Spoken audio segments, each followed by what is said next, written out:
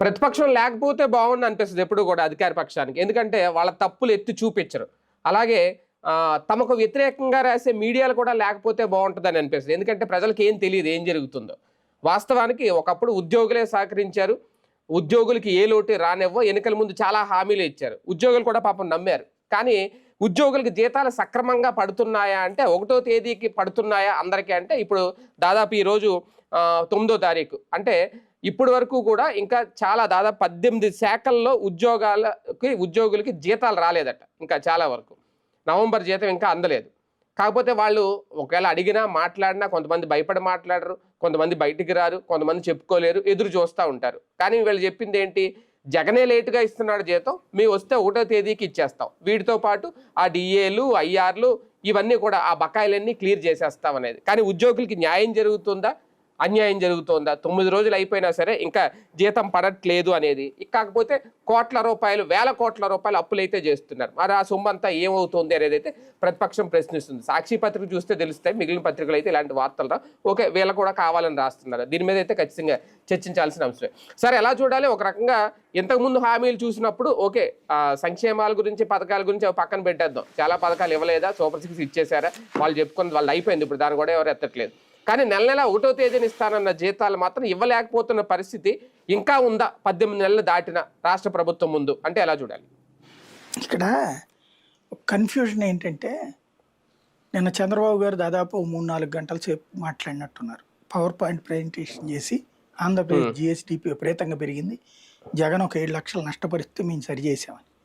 మరి ఆ 7 లక్షలు అనేది ఏందో అర్థం కాదు. ఇదివరకు 1,00,000 కోట్ల అప్పులు, 14 లక్షల కోట్ల అప్పులు లాంటిదే.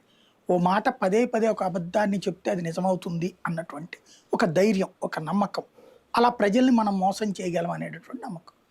నిజంగా మీరు సంపద ఎక్కువ సృష్టించి జిఎస్టిపి ఎక్కువ గ్రోత్ అయితే ఎందుకు ప్రతి నెల జిఎస్టీ మైనస్ వస్తుంది? 18 నెలల్లో ప్లస్ వచ్చిన రోజులు ఎన్ని, మైనస్ వచ్చిన రోజులు ఎన్ని? ఇది నెంబర్ 1. రెండోది, నిజంగా అట్లాగే వచ్చేసింది, మీరు ఆర్థికంగా అద్భుతంగా ఎదిగారు అనుకున్నాం, మరి రోడ్లు ఎందుకు వేయలేకపోతున్నారు, కాలువలు ఎందుకు కట్టలేకపోతున్నారు, ఎందుకని సూపర్ 6 అమలు చేయలేకపోతున్నారు, ఎందుకు అమలు చేయాలంటే మహిళకి 1500 ఇవ్వలేకపోతున్నారు, నిరుద్యోగ భృతి ఎందుకు వేయలేకపోతున్నారు, 50 ఏళ్ళకి పెన్షన్ ఎందుకు ఇవ్వలేకపోతున్నారు, అట్లాగే కొత్త పెన్షన్లు 18 నెలలుగా ఎందుకు ఇవ్వట్లేదు, వృద్ధులకు కూడా కొత్త వాళ్ళని ఎందుకు లెక్కేసుకోవట్లేదు, అట్లాగే వాలంటీర్ల తీసేసిన తర్వాత ఆ డబ్బులు మిగిలినాయి కదా దాన్ని ఏం చేస్తున్నారు, ఎందుకని మనం అప్పులు తీర్చలేకపోతున్నాం, ఎందుకని అమరావతికి డబ్బులు లేవు, ఎందుకని గుంతలు పూడ్చడానికి కూడా మళ్ళీ డబ్బులు లేవు మన దగ్గర, ఇవన్నీ ఏంటి? జిఎస్టిపి అద్భుత గ్రోత్ కదా, ఎందుకు జరగట్లేదు ఇవన్నీ? జగన్తో పోల్చుకుంటే విధ్వంసం నుంచి బాగు చేసేసాం కదా, ఏమైపోయినాయి మరి డబ్బులు? ఎవరి దగ్గరికి పోతున్నాయి ఈ డబ్బులు?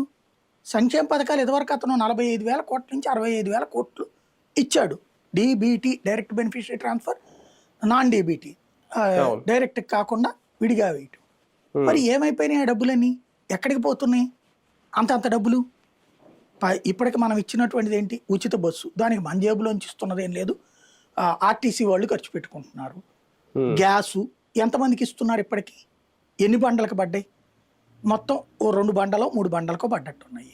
అది కూడా అందరికీ పడ్డాయా లేదా అన్నది డౌటే. పోనీ అదొక స్కీమ్ అమలు చేశారనుకుందాం దాన్ని. తర్వాత పెన్షన్ 4,000 రూపాయలు చేశారు, గుడ్. మిగతా ఇవన్నీ ఏమైపోయినాయి? ఆ తల్లికి వందనం ప్లేస్లో అమ్మ ఏదో పెట్టారు కదా పేరు, దానికి ఒక డబ్బులు ఈ ఏడాది ఇచ్చారు, గుడ్. ఫీజు రియంబర్స్మెంట్ లేదు, ఆరోగ్యశ్రీ బకాయిలు అట్లాగే ఉన్నాయి, అట్లాగే పాత బిల్లులు అట్లాగే పెండింగ్ లో ఉన్నాయి, ఆరోగ్యశ్రీ పాత బిల్లులు కూడా కట్టలేదు కదా. సంక్షేమ పథకాలు అప్పుడు ఇచ్చినటువంటి చేయూత లేదు, అప్పుడు ఇచ్చినటువంటి ఈబీసీ నేస్తం లేదు, కాపు నేస్తం లేదు, ప్రజలకు ఇచ్చినటువంటి డైరెక్ట్గా రుణమాఫీ, ఆ రోజున డ్వాక్రా రుణమాఫీ లేదు. మరి ఇంకేమిస్తున్నాం మనం? ఏమైపోతున్నాయి డబ్బులు?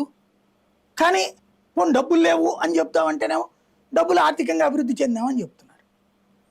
కరెంటు సమస్యలు కూడా పరిష్కరించేసాం, రూపాయి మిగులుతోంది గతంతో పోల్చుకుంటే అంటున్నారు. కరెంటు ఛార్జీలు చూస్తే ఇక్కడ ఇట్లాగే ఉంది. మరి ఏమనాలి? ఎవరిని అడగాలి ఇక్కడ? ఇది నమ్మాలో అది నమ్మాలో ఎవరికి అర్థం కావట్లేదు అక్కడ. అదే కదా. అలాంటి సిచ్యుయేషన్లో ఇప్పుడు జీతాలు 1వ తారీఖు అతను కూడా మొదట్లో ఇచ్చాడు టైంకి, తర్వాత పోయింది. అది కారణం ఏంటి? ప్రయారిటీ ఏది ఇవ్వాలి? 1వ తారీఖున అతను ఏంటి సంక్షేమ పథకాలకి ముందు డబ్బులు రిలీజ్ చేసి ఆ తర్వాత జీతాలకు చెల్లించేవాడు. ఉమ్, రెండో నెలకి పోస్ట్ పోన్ అయిన ఎప్పుడూ లేదు.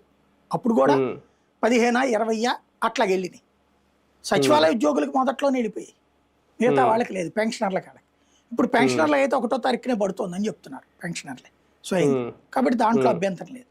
మామూలు 1వ తారీఖున జనాలకు ఇస్తున్నది కూడా కరెక్ట్, నో డౌట్ అందులో. ఉమ్, మరి ఇప్పుడు 8 శాఖలో 9 శాఖలో లేవు. ఇది ఎవరి జవాబుదారీ? అప్పుడు కూడా అట్లా కొంతమందికి లేవు టైంకి జీతాలు, కొంతమందికి టైంకి వచ్చాయి. జవాబుదారీ ఎవరు అంటే ఇవాళ సాక్షి రాసింది కాబట్టి తెలిసింది, ఈనాడు జ్యోతి రాయవు అట్లాగే. ఒకవేళ రాస్తే అదిగో ఆర్థిక సంక్షోభం జగన్ వలన వచ్చేసింది అందువలన అన్నాడు. నేను బాబు గారు ఇంకోటి ఏదో చెప్తున్నారు, అప్పట్లో తీసుకున్న అప్పులకి వడ్డీలు ఎక్కువకి అదే సంక్షోభం వచ్చేయడం వల్ల ఇప్పుడు వడ్డీలకి ఎక్కువ వడ్డీకి అప్పులు తీసుకుంటున్నాం. జగన్ టైంలో ఎక్కువ వడ్డీలకు అప్పులు తీసుకున్నాడో మనమే విమర్శించాం. మరి అంటే అంతకుముందు బాబు టైంలో సంక్షోభం వల్ల జగన్ ఎక్కువ వడ్డీకి తీసుకున్నాడా? జగన్ ఎక్కువ వడ్డీకి తీసుకున్న తప్పు అయితే మరి నువ్వు ఎక్కువ వడ్డీకి తీసుకుంటుంది రైట్ ఎట్ అవుతుంది? ఈ ఎక్కువ వడ్డీ అన్న దగ్గరనే తేడా ఉంటుంది. అంత పర్సంటేజ్ కమిషన్ ప్రభుత్వాలు పార్టీలో తింటాం, అవునా కాదా? కాకపోతే నాడు తప్పు ఎట్టయింది, నేడు కుంభకోణం ఎట్టయింది, నేడు రైట్ ఎట్లయింది, ఎందుకు జరుగుతున్నది ఇదంతా? ఇవన్నీ సమాధానం చెప్పేవాళ్ళు ఎవరైనా ఉన్నారా అంటే డౌటే. అదే సమస్య ఇక్కడ. కానీ ఒకటి సార్, ఉద్యోగుల విషయంలో డిఏల విషయంలో కానీ లేదంటే ఐఆర్ల విషయంలో కానీ ముందు ఇచ్చిన హామీలు అంటే ఆల్రెడీ వీళ్ళు ఉద్యమాలు చేస్తున్నారు. మొన్న ఏదో ఒక డిఏ వేస్తారని ప్రకటించారు. కాకపోతే ఇంకా అఫీషియల్గా అయితే వాళ్ళ ఖాతాలు అయితే పడలేదు, ప్రకటన మాత్రమే జరిగింది అనేది. ఈ హామీలన్నీ పక్కకి వెళ్ళిపోతున్నట్టేనా? వాటి మీద మళ్ళీ ఏం మాట్లాడట్లేదు, ఉద్యోగులు కూడా సైలెంట్ అయిపోయారా ఇక ఇంతే అని? దీర్ఘకాలిక దృష్టి లేకుండా రాజకీయపరమైనటువంటి ప్రయోజనాలకు లొంగిపోయినో లేదా రాజకీయ ఉపన్యాసాలకి విద్యావంతులైనటువంటి వాళ్ళు కూడా లొంగిపోతే ఏమవుతుందో అదే జరిగింది ఇప్పుడు ఆంధ్రాలో. ఉద్యోగులకి అంతకుముందు 42%, 43% ఫిట్మెంట్ పెంచారు. అది బాబు గారు ప్రేమతో పెంచారా? విభజన టైంలో ఆ టైంలో రెవెన్యూ లోటుని కేంద్రం భర్తీ చేస్తోంది కాబట్టి పెంచారు. అంతకుముందు బాబు గారు అంత ఎప్పుడు పెంచలేదే. అది 2 రాష్ట్రాల్లోనూ పెరిగింది. నెంబర్ 1. నెంబర్ 2 వచ్చేటప్పటికి ఆ తర్వాత పిఆర్సీ ఎప్పుడు వేశారు? అమలు చేయలేదు కదా. అదే అనేది పిఆర్సీ జగన్ వచ్చాక అమలు చేసేటప్పుడు ముందే తను ఏమన్నాడు, మధ్యంతర భృతి ఇస్తానన్నాడు, ఇచ్చాడు 27 తర్వాత పిఆర్సీ అమల్లో. ఇప్పుడు అంతకుముందు చంద్రబాబు ఎంత అన్నారు? 10 అన్నారు. 10 నుంచి 15 ఒప్పించి ఆయన జయించడానికి నానా తిప్పలు పడ్డాడు అశోక్ బాబు గారు 20 దగ్గరికి ఒప్పించడానికి. జగన్ రావడంతో 27 అన్నాడు, ఇచ్చేశాడు వచ్చిన వెంటనే. తర్వాత దాన్ని 23కి తగ్గించాడు. ఆ 4% రీపేమెంట్ అనేది ఎట్టకు చెయ్యరు, ఊరికినే డ్రామా ఆడాడు. అదేది ఉద్యోగుల నాయకులు ఎవరో చెప్పింది అది చేశాడు. దాని దెబ్బ జగన్ మీద ద్వేషం పెంచుకున్నారు. మరి అదే జగన్ పిఆర్సీ కూడా వేశాడు. అమలు చేయించుకున్నారా? వచ్చిందా? డిఏ జగన్ టైంలో 11 డిఏలు క్లియర్ అయినాయా లేదా? చంద్రబాబు బకాయితో సహా క్లియర్ అయినాయి. మరి ఇప్పుడు వచ్చినటువంటి పెండింగ్లన్నీ ఎవరి? జగన్ పోతా లాస్ట్ డిఏ కూడా సంతకం పెట్టిపోయాడు జూన్లో ఇవ్వమని. జూన్లో ఈ ప్రభుత్వం వచ్చాక ఇచ్చిన డిఏ నాడు జగన్ సంతకం పెట్టిండి. వీళ్ళు వచ్చాక ఇచ్చిన డిఏ మొన్న అనౌన్స్ చేసి అది కూడా ఉద్యోగులు గొడవ చేస్తే ఇంకా 4 డిఏలు. ఇప్పుడు అప్పట్లో జగన్ టైంలో కొన్ని బకాయిలు పెండింగ్ పెట్టారు. ఏది రిటైర్ అయిపోయే రోజు ఇచ్చే బెనిఫిట్లు, తర్వాత వీళ్ళకి సంబంధించిన పిఎఫ్లో వేసే డబ్బులు, ఇట్లాంటివి వేరే వాటికి వాడేశారు. అవి దాదాపుగా 20,000 కోట్లు 25,000 కోట్లు ఉన్నాయి అవి. దాన్ని విమర్శించింది కూటమి ప్రభుత్వం. వీళ్ళు వచ్చాక ఈ 18 నెలల్లో ఇంకొక 6 యాడ్ చేశారు. ఇప్పుడు ఉద్యోగుల సమస్యలు పరిష్కరించడం వీళ్ళ చేతుల్లో లేదు. పేర పెడతారు. 31,000 కోట్లు పెండింగ్ ఉంది. అది ఇంకా పెరుగుద్ది కానీ తగ్గదు కదా సార్. అదే కదా అనేది. దాన్ని ఏం చేయాలి?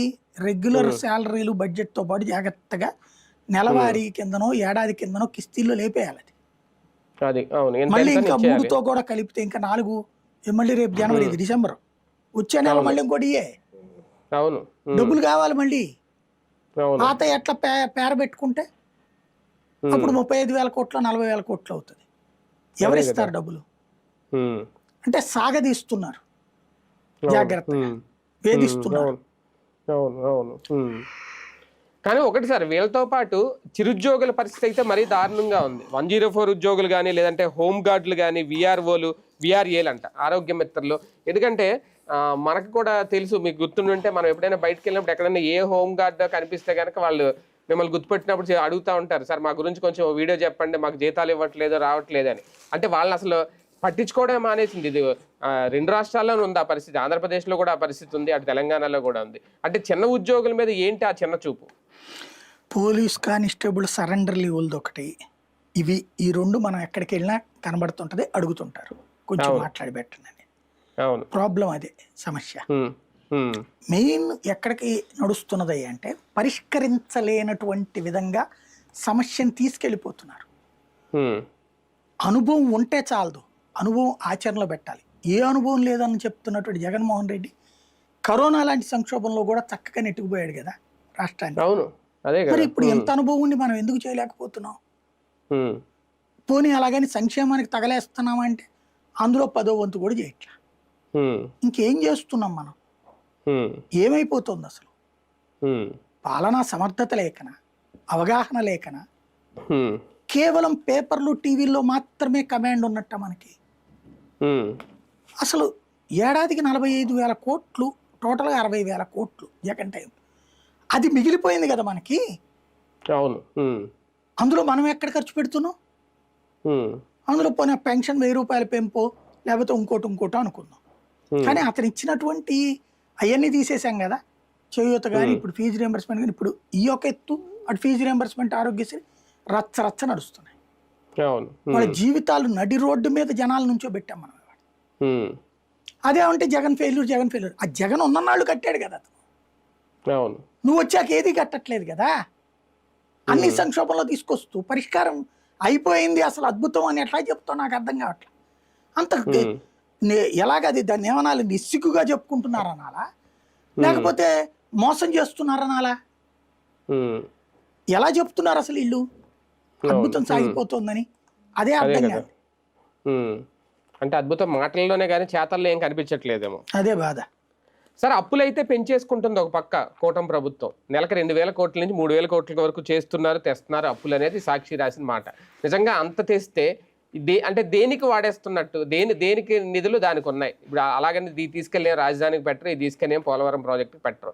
మరి ఏమైపోతున్నట్టు అనుకోవాలి? 2-3 వేల కోట్లు ఏడ సరిపోతాయండి. ఇప్పటిదాకా చేసినప్పు ఈ April, May, June, July, August, September, October, November, December 9 నెలలు. 9 నెలలకి చేసిన అప్పు దాదాపుగా 65,000 కోట్లు. అంటే వీళ్ళు చెప్పింది నెలకి 2-3 వేల కోట్లు. అదే 9 నెలలకి 3 అంటే 27,000 కోట్లకి అయ్యేది. కానీ 67,000 కోట్లు చేసింది అప్పు అక్కడ. అది ఈనాడు జ్యోతి రాసింది, సాక్షి కాదు, ఈనాడు జ్యోతి రాసింది. 67,000 కోట్ల దాకా అప్పు లిమిట్ దగ్గరికి వచ్చేసింది అనేసి. టోటల్గా ఏడాది 70,000 కోట్లు ఎంతో తీసుకుంటాను, 78 ఎంతో. ఇప్పటికి 67కి వెళ్ళిపోయింది అక్కడ. అంటే ఇదంతా ఎఫ్ఆర్బిఎం పరిధిలో జరుగుతుందా? 78 వరకు ఎఫ్ఆర్బిఎం పరిధి. తర్వాత ఇప్పుడు వచ్చే నెలకు అయిపోయాక ఆ తర్వాత 3 నెలలు ఎఫ్ఆర్బిఎం విరుద్ధంగా తీసుకోవాలి. పరిధి దాటిపోతుంది. మళ్ళీ వచ్చే ఏడాది అడ్జస్ట్మెంట్స్ అని చెప్తారు వీళ్ళు. సమస్య ఏంటంటే నేను అనుకోవడం పాత బిల్లులు ఏవైతే ఉంటాయో అవి ఏమన్నా ఇచ్చేసి మన వాళ్ళని సంతృప్తి పరుస్తున్నారేమో. సరే రెగ్యులర్గా జీతాలు తప్పవు, పెన్షన్లు తప్పవు, అక్కడితో అయిపోతుంది ఇలా చేతుల్లో తడి. అందుకని ఇంకేం చేయలేకపోతున్నారు అనుకుంటున్నా. అంటే బకాయిలు పెండింగ్ లోనే ఉన్నాయి, ఉద్యోగుల బకాయిలు పెండింగ్ లో ఉన్నాయి. ఎక్కడ రోడ్లు కూడా కొత్తగా రోడ్లు కూడా ఏం వేసేయట్లేదు, ఎక్కడో గుంతలు పూడుస్తున్నారేమో, అవి కూడా కొన్ని చోట్లే జరుగుతున్నాయి. కానీ వేల కోట్ల రూపాయలు అప్పు చేస్తున్నారు. మరి సంక్షేమానికే వెళ్ళిపోతుందా, సరిపోవట్లేదా? ఇదే కనుక జరిగితే ఈ 3.5 ఏళ్ళ మాట ఏంటి? ఇంకా బాబు గారిని 15 ఏళ్ళు ఉంచితే అప్పుడు 15వ ఏడాది కరెక్ట్గా జీతం ఇవన్నీ ఇస్తారనమాట, బిల్లులు బకాయిలు ఏం లేకుండా. అది అంటే సంపద సృష్టి మొదలవలేదా? అదే సంపద సృష్టించేస్తే జగన్ మధ్యలో తీసుకెళ్ళిపోయి ఇంట్లో పెట్టుకున్నాడు. మళ్ళీ బాబు గారు వచ్చి ఇప్పుడు బిల్డింగ్ కడుతున్నారు. ఆ వచ్చే డబ్బుల్ని రేపు పొద్దున 15 ఏళ్ళు అట్లాగే ఆయన్నే ఉంచితే ఇప్పుడు విత్తనం వేశారు. ఈ విత్తనం పెరిగి పెద్దదై వృక్షమై 15 ఏళ్ల తర్వాత మనం వెళ్ళి పళ్ళు తిందాం అనమాట. ఇక్కడ ఉద్యోగులు ఊహించింది ఒకటి, కోరుకున్నది ఒకటి, జరుగుతుంది ఒకటే సార్. వాళ్ళ మీద నుంచి పొయ్యిలో పడ్డట్టయింది వాళ్ళ జీవితాలు అంతే. కాకపోతే ఏంటంటే అప్పటికిప్పటికి తేడా, అప్పుడు లంచాలు తినడానికి అవకాశం తక్కువ ఉండేది, అసలు లేదని చెప్పి ఇప్పుడు ఎక్కువ ఉంటుంది అంతే తేడా. దాంతో జీతాలు లేట్ అయినా పెద్దగా పట్టించుకోరంటారు.